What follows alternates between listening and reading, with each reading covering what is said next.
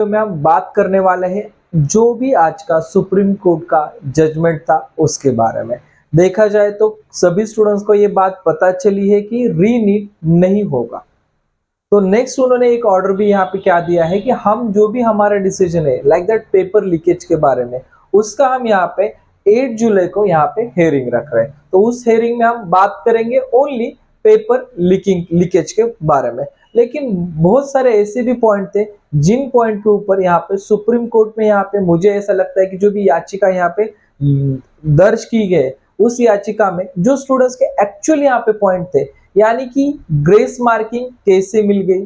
कितने स्टूडेंट्स को मिल गई, 1600 स्टूडेंट्स को मिल गई या 16 लाख स्टूडेंट्स को मिल गई। क्योंकि देखा जाए ग्रेस मार्किंग में तो यहाँ पे मुझे ऐसा लगता है कि बहुत सारे स्टेट के स्टूडेंट्स को यहाँ पे ग्रेस मार्किंग मिल चुकी है, क्योंकि जो भी मार्क में इन्फ्लेशन आ रहा है as compare to last year और दिस ईयर ये बहुत ज्यादा आ रहा है। देखा जाए जिन स्टूडेंट्स का यहाँ पे 640 मार्क्स का जो रैंक था वो रैंक अगर देखा जाए दिस ईयर का और लास्ट ईयर का, यहाँ पे आपको पता चल जाता है कि डिफरेंस क्या है। तो लाइक दैट ऐसा हो गया है कि 640 मार्क्स का जो भी स्टूडेंट्स का उसका रैंक 7000 8000 ऐसा रैंक यहाँ पे आता था। लेकिन दिस ईयर अगर देखा जाए तो उसी स्टूडेंट्स का रैंक लगभग यहाँ पे 40,000 के अबव उसका रैंक यहाँ पे जा रहा है। यानी कि यहाँ पे ये ऐसा देखने को मिल रहा है कि जिन स्टूडेंट्स को अगर ऑल इंडिया काउंसलिंग करनी है तो 40,000 पे भी उनको एमबीबीएस की सीट मिलना मुश्किल यहाँ पे हो रहा है। तो ये पॉइंट को यहाँ पे नोट ही नहीं किया गया ऐसा मुझे लगता है। नेक्स्ट यहाँ पे ऐसा पॉइंट आ रहा है कि जिन स्टूडेंट्स ने यहाँ पे एग्जामिनेशन दिया है उनका रिजल्ट आ चुका है, तो आज के डेट पे उनकी ओएमआर शीट क्यों डाउनलोड नहीं हो रही, आंसर की उनकी क्यों डाउनलोड नहीं हो रही। और जो भी यहाँ पे बहुत सारे ऐसे स्टूडेंट्स हैं जिन्होंने अपने आंसर की के अकॉर्डिंग, यानी कि जो फर्स्ट आपका एग्जाम हुआ था उसके सेकंड डे में उन्होंने उनका आंसर की के थ्रू उन्होंने आंसर निकाला था, तब बहुत सारे स्टूडेंट्स यहाँ पे 600 मार्क्स 580 मार्क्स पे थे। लेकिन आज की अगर सिचुएशन देखा जाए और ओएमआर शीट आने के बाद भी उन्होंने मार्क्स निकाले थे, तब ओएमआर और आंसर की ये दोनों मार्क्स आने के बाद स्टूडेंट्स समझो जिन स्टूडेंट्स का 580 था वो जा रहा था 584 तक या 576 तक जा रहा था। लेकिन जब उनका एक्चुअल रिजल्ट आ चुका तो वो डायरेक्टली स्टूडेंट्स यहाँ पे 350 या 358 मार्क्स पे आ चुका है। और जिन स्टूडेंट्स को ऐसे मार्क है वो स्टूडेंट्स सडनली यहाँ पे जा चुका है 630 या 640 मार्क्स पे। ठीक है, ऐसा बहुत सारे स्टूडेंट के साथ हो चुका है। लेकिन जिनका ये हाल है वो तो यहाँ पे कोई बात नहीं करेंगे क्योंकि उनका तो यहाँ पे फायदा ही हो चुका है। लेकिन जितने भी स्टूडेंट्स यहाँ पे मेहनत करके यहाँ पे गए थे वो स्टूडेंट्स आज बहुत पछता रहे हैं। इवन अपने स्टेट काउंसलिंग में जिन स्टूडेंट्स को 605 या 6010 मार्क्स है उन स्टूडेंट्स को भी यहाँ पे क्लियर नहीं है कि हमें एमबीबीएस, या उन स्टूडेंट्स को भी इस मार्क पे एमबीबीएस गवर्नमेंट सीट मिलना बहुत मुश्किल यहाँ पे जा रहा है। तो एक ही साल में इतना डिफरेंट कैसे आ सकता है? पेपर तो यहाँ पे मॉडरेट ही था, तो इतना डिफरेंट क्यों आ रहा है? ये भी यहाँ पे नोट करने वाला पॉइंट है। साथ ही बहुत सारे ऐसे स्टूडेंट्स हैं जिन स्टूडेंट्स का ऐसा कहना आ चुका है कि हमने जब पेपर सॉल्व किया था, आंसर की आई थी, तब हमारे यहाँ पे बहुत अच्छे मार्क्स आ रहे थे, लेकिन आज की सिचुएशन में ये मार्क्स उतने नहीं दिख रहे।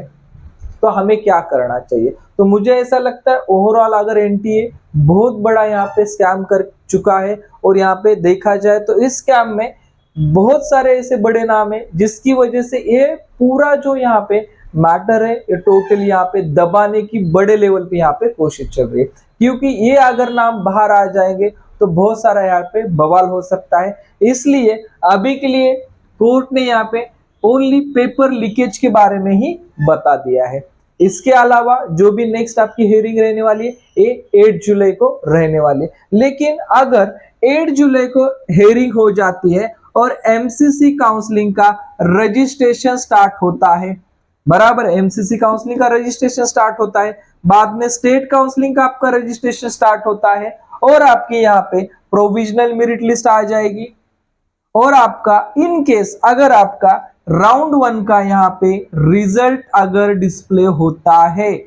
तो आपका रीनीट समझो या जो भी यहाँ पे एनटी के लिए एक्शन रहने वाला है कोर्ट का, वो टोटली यहाँ पे फेल होने वाला है। और यहाँ पे इस स्टेज पे बाद में ऐसे यहाँ पे प्रॉब्लम आ जाएगी कोर्ट को भी, एक तो ये अलाउटेड स्टूडेंट्स रहेंगे और जिन स्टूडेंट्स का यहाँ पे लॉस होगा वो स्टूडेंट्स रहेंगे।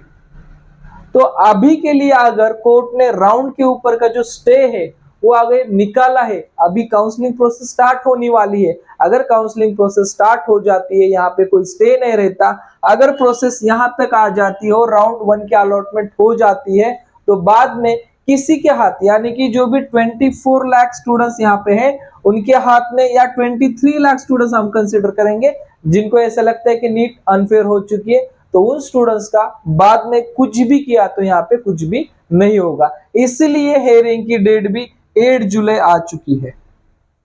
बराबर है, क्योंकि काउंसलिंग स्टार्ट हो जाएगी, रजिस्ट्रेशन हो जाएगी, मे बी पॉसिबल है कि फर्स्ट राउंड का रिजल्ट भी यहाँ पे लग जाएगा। तो फिर क्या होगा आपका, ये सबसे इंपॉर्टेंट पार्ट यहाँ पे आता है, क्योंकि अगर राउंड 1 का रिजल्ट लग जाता है तो जिन स्टूडेंट्स को एम्स मिला है, जिपमार मिला है, एफएमसी मिला है या कुछ गवर्नमेंट एमबीबीएस कॉलेजेस मिले हैं, तो उन स्टूडेंट्स की सीट कैंसिल करना या उनके अगेंस्ट उनका सीट पूरा रुकवाना, ये भी यहाँ पे गलत हो जाएगा। तो जो भी डिसीजन है, सब डिसीजन, चाहे अभी कोर्ट का तो ऑर्डर आ चुका है, लेकिन बहुत सारे ऐसे कोचिंग सेंटर है जो ट्रूली अच्छा वर्क कर रहे हैं फॉर स्टूडेंट्स के लिए, लेकिन यहाँ पे स्टूडेंट्स को भी इंडिविजुअल उनका एक प्रायोरिटी बनती है कि खुद के लिए यहाँ पे कुछ तो आपको करना पड़ेगा। बड़ी लेवल पे आपको प्रोटेस्ट में उकसा नहीं रहा, लेकिन जिन स्टूडेंट्स के ऊपर सच में यहाँ पे ऐसा लगता है मुझे कि उनकी मेहनत की उनको मार्क नहीं मिले, तो उन स्टूडेंट्स को कुछ ना कुछ लीगल वे से यहाँ पे करना ही पड़ेगा, तो ही आपको यहाँ पे कुछ तो आपके साथ न्याय हो सकता है, नहीं तो आपके साथ यहाँ पे अन्याय ही होगा, ये आपकी बात फिक्स है।